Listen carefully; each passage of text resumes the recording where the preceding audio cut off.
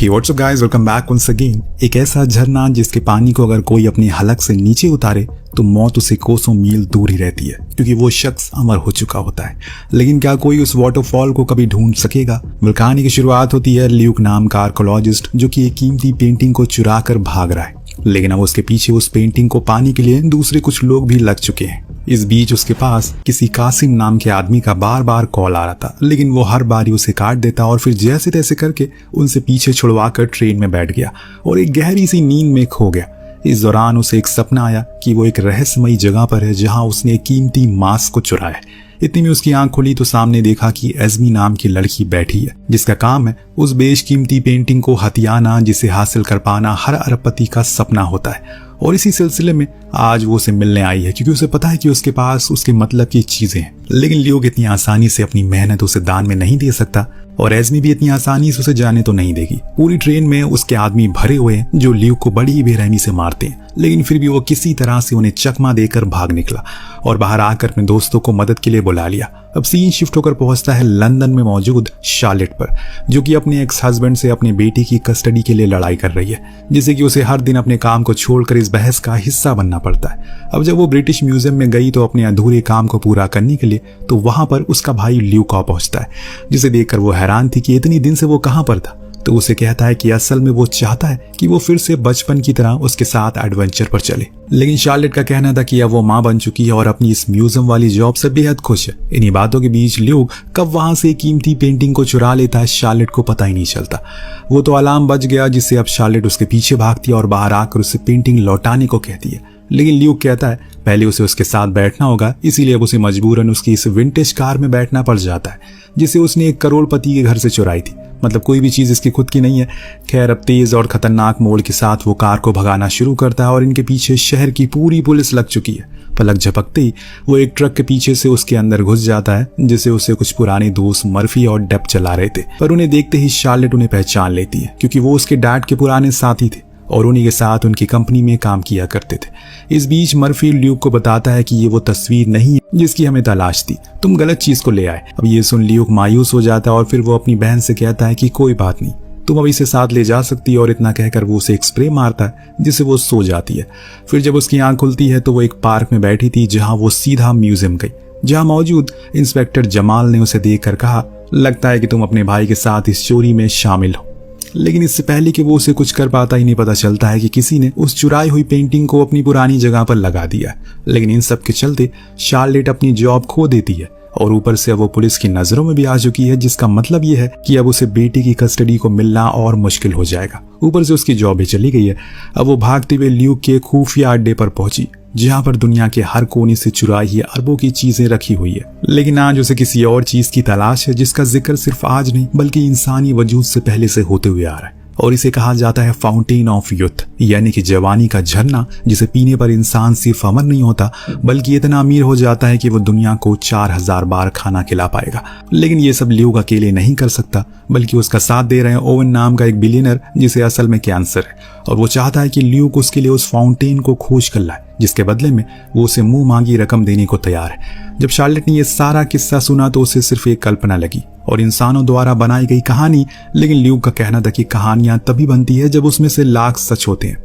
इस झरने का जिक्र हर धर्म की किताबों और हर बुक में है जो ईश्वर से जुड़ी है, पर ईश्वर ने इसकी मौजूदगी वाली जगह को सबसे छुपा कर रखा है। सिर्फ एक परिवार है जिसकी पीढ़ी दर पीढ़ी उस रास्ते की रक्षा कर रही है, जिसे कि रास्ते का रक्षक कहा जाता है। और मुझे कहीं ना कहीं लगता है कि एज़मी उन्हीं परिवार का हिस्सा है, क्योंकि उसे कुछ तो मालूम है जो किसी को नहीं पता है। लेकिन सन 1600 में हुक्मरानों का कब्जा था, तो दुनिया के 6 मशहूर कलाकारों ने उस जगह के रास्ते की न जाने कैसे, लेकिन उन्हें जानकारी मिल गई। उन्होंने उस लोकेशन को 6 पेंटिंग में छुपा दिया, जिसे अभी तक ल्यूक चुरा रहा था, जिसमें हर एक पेंटिंग में लैटिन में कुछ लिखा था, पर वो क्या था इन्हें अभी तक समझ में नहीं आया।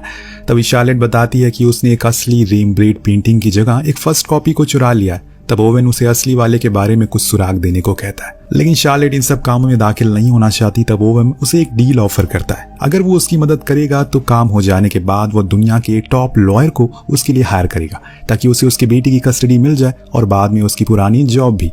काफी देर सोचने के बाद शार्लेट उन्हें एक सुराग देती है कि वेंडरबिल्ट परिवार के बारे में और ज्यादा जानकारी इकट्ठा करो, वो ही तुम्हारी खजाने की चाबी है। उसके बाद शाम में ल्यूक कैफे में बैठकर वेंडरबिल्ट के बारे में पढ़ रहा होता है कि तभी उसे वहां पे एज़मी मिलती है, जिसने उसे धमकाया कि इस खोज से पीछे हट जाओ वरना मैं तुम्हारी पूरी टीम को खत्म कर दूंगी।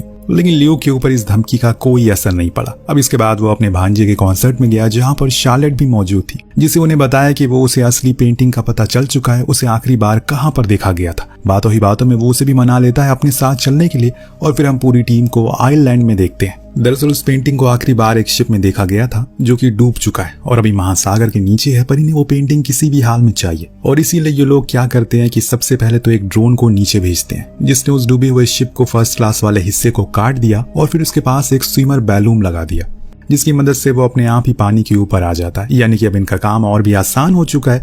तुरंत ही ल्यूक और शार्लेट उसके अंदर गए और एक एक चीजों को खंगालना शुरू कर देते हैं। इस दौरान उन्हें एक लॉकर भी मिलता है जिसके अंदर कुछ कीमती ज्वेलरी थी, जिन्हें ल्यूक चुराना चाहता है, पर शार्लेट उसे ऐसा करने से मना करती है। वो कोई लुटेरे नहीं है, तो इसीलिए हम वही ढूंढेंगे जिसके लिए हम यहाँ पर आए। वहीं दूसरी शिप में मौजूद टीममेट्स को रडार में किसी के आने की खबर लगती है। दरअसल ये कोई और नहीं बल्कि एज़मी और उसके लोग थे, जिन्हें पता चल चुका है कि ल्यूक और उसके लोगों को आखिर बची हुई पेंटिंग के बारे में पता चल चुका है। लेकिन हर बारी एज़मी हर जगह क्यों आ जाती है? क्या सच में जो ल्यूक ने कहा वो सच था? खैर अब इधर ये दोनों भाई बहन तो जैसे तैसे करके वो पेंटिंग फाइनली मिल ही जाती है, जिसे वो काफी खुश थे। लेकिन इससे पहले कि वो वहां से निकल पाते, जो स्विम बैलून लगाए हुए थे वो धीरे धीरे करके खराब होते जा रहे। यानी कि अब इसका मतलब ये है कि अब शिप का वो हिस्सा ज्यादा देर ऊपर नहीं रह पाएगा, जिसका असर हम देख भी सकते हैं कि कैसे पानी अब तेजी से भरता जा रहा है। इसीलिए ये दोनों फौरन ऊपर आते हैं कि तभी उनके सामने आ गए एज़मी और इसके लोग, जो पूरी तरह से हथियारों से लैस थे। इन्हें लड़ना तो पड़ेगा वरना इनके हाथ से वो पेंटिंग चली जाएगी। और इसीलिए लियो पूरी जान से उनसे लड़ना शुरू करता है। पर अब अंधाधुंध गोलियां चल रही थी, जिसमें से कुछ तो उन बैलून्स में लग जाती है, तो कुछ ऊपर उड़ रहे हेलीकॉप्टर में। जैसे ही वो तो वहां से चला जाता है, पर अब शिप तेजी से नीचे जा रहा था, इसीलिए अब इन्हें जल्दी से बाहर निकलना होगा। पर ये क्या, वो पेंटिंग वाला बैग तो पानी में कहीं गिर गया। अब एज़मी ने शार्लेट को भी अपने कब्जे में कर लिया, इसीलिए दोनों तरफ से ल्यूक फंस चुका है। और इतने में शिप और तेजी से पानी में समाने लगता है, जिसके कारण एक तेज झटका आता और एज़मी बालकनी से नीचे गिर गई। जिसके बाद ये दोनों फौरन स्विम करके बाहर आ गए। फिर इनकी टीम ने इन्हें बचा लिया। लेकिन उस पेंटिंग का क्या हुआ ये हमें भी बताया नहीं जाता है। अब वापस आने पर शार्लेट के पास हिराल्ड यानी कि उसकी एक्स हस्बैंड का कॉल आता है, जो उसे बताता है कि वो उसे कुछ दिन के लिए जापान जा रहा है, इसीलिए वो उसके बेटे को रख सकती है। पर शार्लेट समझ जाती है कि ये सब ओवन का करा धरा, इसीलिए वो फिर से टीम में शामिल हो गई और अब इन्हें किसी भी तरह करके उन 6 वर्ड्स को जोड़ना है, जिसके काम में ये लग गए। और इन्हें पता चला कि उन 6 अक्षरों को जोड़कर जो अक्षर बन रहा है वो है विक्ट। और ये वो एक गलत छपी हुई बाइबल है, जिसे 1600 में लिखा गया था, जिसमें कुछ ऐसे तत्व थे जिन्हें जानबूझकर गलत लिखा गया। इनका मानना था कि उसी में वो फाउंटेन का जिक्र हो सकता है, क्योंकि सभी गलत छपी बाइबल को नष्ट कर दिया गया था। लेकिन एक अभी भी रखी हुई है किसी महफूज जगह पर। तभी अचानक वहां पर इंस्पेक्टर जमाल अपनी टीम के साथ टपक पड़ते हैं और इन्हें रंगे हाथों दबोच लिया जाता है। लेकिन उसके पीछे कासिम आ गया, जिसने उन्हें दबोच लिया और अब उसके अंदर हर कोई तनाव भरे माहौल में शामिल हो चुका है। लियो कासिम को एक डील ऑफर करता है कि उसकी टीम को जाने दो, जिसके बदले में वो उसे सारी पेंटिंग दे देगा। अब वो मान गया और फिर पेंटिंग लाने के बहाने ल्यूक ने किया क्या, म्यूजिक को लाउड कर दिया और टेबल के नीचे बैठ गया। इसी मौके का फायदा उठाकर पुलिस ने गुंडों पर धावा बोल दिया। फिर दोनों तरफ से अंधाधुंध गोलियां चलना शुरू हो गई। इसी बीच ल्यूक पीछे वाले रास्ते से भाग निकलता है अपनी टीम के साथ। हालांकि पुलिस ने सभी को मार दिया, पर उन्हें वो पेंटिंग नहीं मिली। लेकिन हाँ, सुराग जरूर मिल गया कि वो विक्ट बाइबल का। दूसरे सीन में हम ल्यूक को एक रेगिस्तान के बीच में देख, जहां पर वो सोने के कलेश में पानी पी रहा है कि तभी उसके सामने खड़े शार्लेट और थॉमस तेजी से बूढ़े होने लगते हैं, जिन्हें देखकर वो कलश तोड़ देता है और बूम, तभी उसकी आंख खुल जाती है और हमें पता चला कि ये बस एक सपना था। दरअसल अब ये लोग ऑस्ट्रिया जा रहे हैं उस बाइबल की तलाश में, और इस बारी उनके साथ थॉमस भी है। ऑस्ट्रिया नेशनल म्यूजियम में इन लोगों को आसानी से एंट्री मिल जाती है, क्योंकि वहां पर ओवम के अच्छे पैसे इन्वेस्ट किए थे, जो कि अभी थॉमस के साथ एक कैफे में बैठकर उसे अमीर बनने के तरीके बता रहा है। इधर इन तीनों को उस जगह पर जाने का मौका मिल जाता है जहां पर वो बाइबल रखी हुई थी, जिसे देखकर ये भी हैरान थे कि अभी तक इसे कैसे संभाल कर रखा गया है। उधर बाहर खड़ा इनका एक साथी देखता है कि म्यूजियम में एज़मी के लोग भी पहुंच चुके हैं। यार ये एज़मी हर जगह पहुंच जाती है, इसीलिए वो इस बारे में ल्यूक को जानकारी देता है और वहां वो स्टाफ मेंबर इन्हें बताती है। असल में एक और गलती की वजह से इस बाइबल को आज तक किसी ने ढूंढा नहीं। इस बीच बाहर ल्यूक को एज़मी से मुलाकात हो जाती है। फिर क्या था, दोनों में भयंकर भिड़ंत होती है, लेकिन अंत में जीत ल्यूक की होती है। पर अब ये लोग बाहर ही नहीं निकल सकते, इसीलिए इन्हें अब प्लान बी अपनाना होगा, जिसके लिए वो उसी जगह पर छोटा धमाका करते हैं, जिससे ये होता ये है कि वहां एक रास्ता बन गया, जिसकी मदद से ये लोग बाहर मैनहोल के जरिए फरार हो गए उस बाइबल को लेकर। इस बीच ओवन पर भी कुछ लोग हमला करते हैं, लेकिन ओवन ने उन्हें जमकर सामना किया और थॉमस को कुछ भी होने नहीं दिया। इधर ये जमाल अपने लोगों के साथ म्यूजियम में पहुंचा और छानबीन करना शुरू कर दिया। और इधर होटल में ये लोग उस बाइबल के बॉर्डर पर लिखे 7 वर्ड को समझने की कोशिश करते हैं, लेकिन किसी को कुछ समझ नहीं आता असल में वो क्या है। इस बीच शार्लेट टीम छोड़ने की बात करती है क्योंकि अब उसके बेटी पर भी खतरा मंडराने लगा है।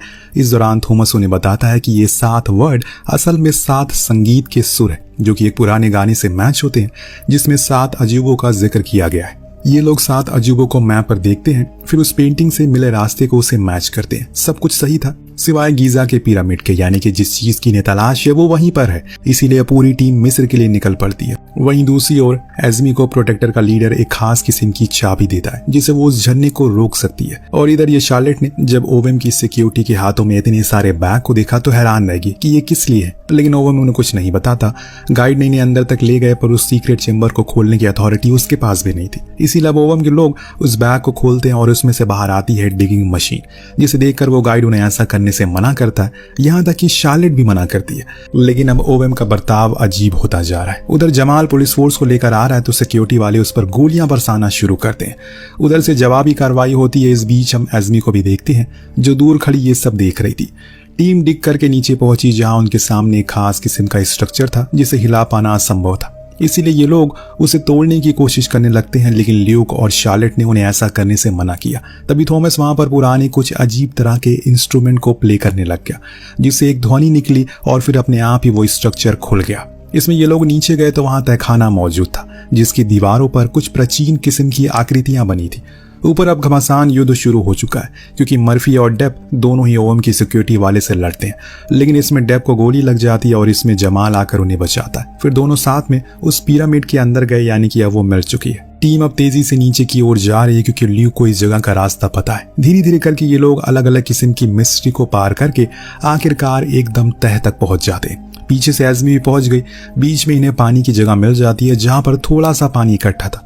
तब ओवेम ल्यूक से कहता है कि पहले वो पानी पिएगा, जो सुन शार्लेट समझ गई कि वो बीमार नहीं था बल्कि बस उसे बेचकर खुद अमीर बनना चाहता है। इसीलिए वहां की दीवारों पर लिखी प्राचीन शब्दों को वर्णन करने लगती है, जैसे कि अगर कोई इसके काबिल नहीं है तो वो इसे नहीं पी पाएगा, वरना अमर की जगह वो श्रापित हो जाएगा। पर ओवेम लालच में पागल हो चुका है। उसने ल्यूक के हाथ पर गोली मारी और कहा कि जल्दी करो वरना सभी को खत्म कर दूंगा। इसलिए उसे जाना ही पड़ता है बीच में। और जैसे ही उसने उस पानी को अपने हाथ में उठाया, वहां एक झरने जैसी आकृति बन जाती है और हम देखते हैं कि उसके हाथ में जो चोट लगी है वो बिल्कुल ठीक हो जाती है। और जब वो उस पानी को अपने करीब लाया तो उसने देखा कि थॉमस और शार्लेट बूढ़े होते जा रहे। दरअसल दोस्तों, इस पानी के पीछे एक राज है। अगर इसे पीकर कोई अमर होना चाहता है तो उसे अपने करीबी का सैक्रिफाइस करना होगा, बलिदान देना होगा।